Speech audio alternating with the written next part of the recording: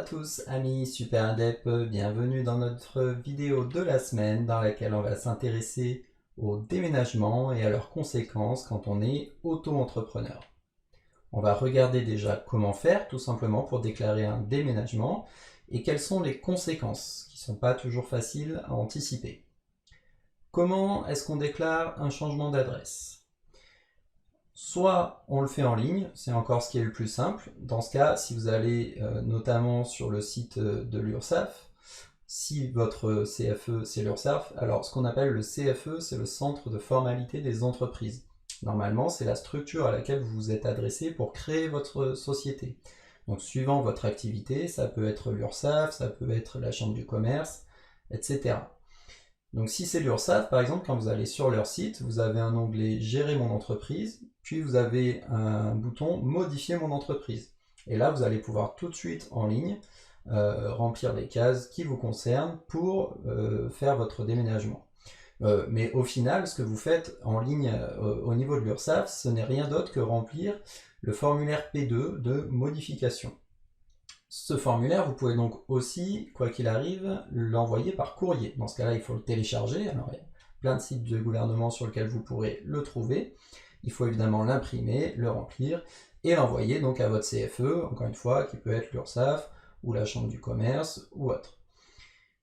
Une fois que vous avez fait ça, il faut attendre en gros quelques jours et normalement vous avez une notification de l'URSSAF qui vous dit que vous changez de numéro SIRET, puisque du coup vous avez toujours le même SIREN, vous avez toujours la même identification au niveau de l'entreprise. Par contre, votre établissement a changé puisque vous avez changé d'adresse. Quelles sont les conséquences? Alors ça, on en a beaucoup qui se font avoir chez Super Indep. Donc déjà, comme je disais, votre SIRET change, mais pas votre SIREN. Il faut bien comprendre que donc, le SIREN, c'est le 9 premiers chiffres de votre identifiant, et le SIRET, c'est l'ensemble, c'est-à-dire les 9 premiers chiffres plus les 5 chiffres qui suivent. Et c'est ça qui permet d'identifier votre établissement. Donc, comme vous changez d'adresse, vous changez d'établissement, donc vous changez de SIRET, mais comme vous ne changez pas d'activité, vous avez toujours le même SIREN. Si jamais vous changez de département, potentiellement votre CFE va changer, puisqu'en général, les CFE, donc soit les URSSAF, les chambres de commerce, etc., tout ça c'est vraiment géré à l'échelle locale. Donc si vous changez de département, vous allez changer effectivement de CFE. Alors, puisqu'on parle de CFE, attention.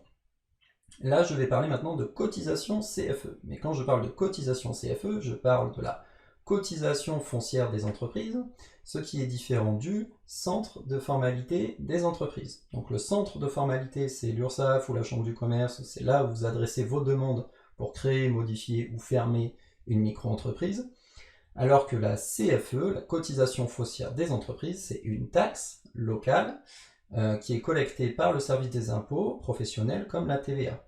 Et cette cotisation, elle dépend donc de là où vous habitez. C'est vraiment une taxe locale, un petit peu comme la taxe d'habitation. Donc cette cotisation, si vous déménagez, elle va potentiellement varier suivant là où vous avez déménagé. Et enfin, une conséquence importante, votre historique sur le site de l'URSSAF va disparaître. Donc ça c'est très important à savoir parce que si par exemple vous aviez besoin de vos justificatifs de déclaration de chiffre d'affaires et que vous ne passez pas par un site comme Super Indep qui va vous permettre de les récupérer très facilement, potentiellement sur le site de l'URSSAF, vous n'y aurez plus accès. Donc pensez bien soit à les récupérer régulièrement, soit à les récupérer quand vous en avez besoin, mais en sachant que si vous déménagez, vous n'aurez plus accès à ceux qui précèdent votre déménagement. Pourquoi? Parce que qu'est-ce qui va se passer techniquement au niveau de l'URSSAF quand vous allez déménager? C'est que pour eux, c'est comme un nouveau compte, parce que vous allez changer de SIRET. Vous allez vraiment changer d'établissement, et donc tout va être à reprendre à zéro, il va aussi falloir remettre vos moyens de paiement, etc.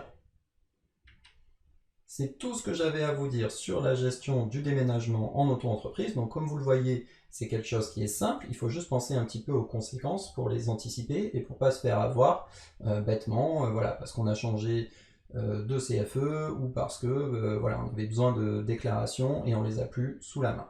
Comme d'habitude, si vous avez des questions ou des remarques, contact@superindep.fr ou en commentaire de cette vidéo ou sur les réseaux sociaux. Merci et à très bientôt.